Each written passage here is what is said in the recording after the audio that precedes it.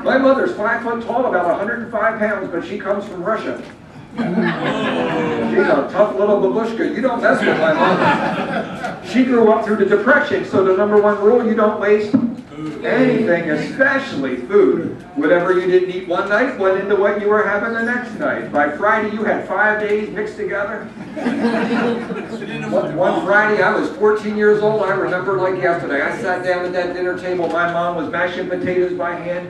I looked at that casserole with all those leftovers, and without thinking, because when you're 14, you speak before you think. Yes. And I turned. Oh, come on through, buddy. It's okay. You're doing great.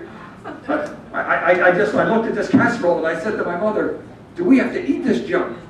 Oh. She was mashing potatoes and just stopped. She mashed your head.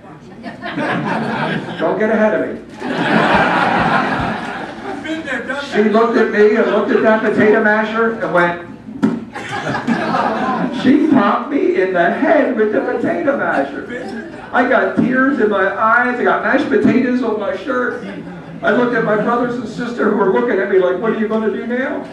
Well, I didn't want to cry, I didn't want to be upset, so I took a deep breath, looked my mother in the eye, and said the stupidest thing I've ever said. Is that the hardest you can hit?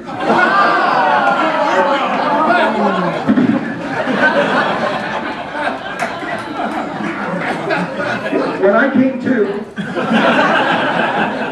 I was covered in wiener schnitzel, and I have never questioned my mother's cooking. But I struggled in high school. That's why I only got 1 A in high school, 1 A. You have the same gym teacher I did, the ex-Marine?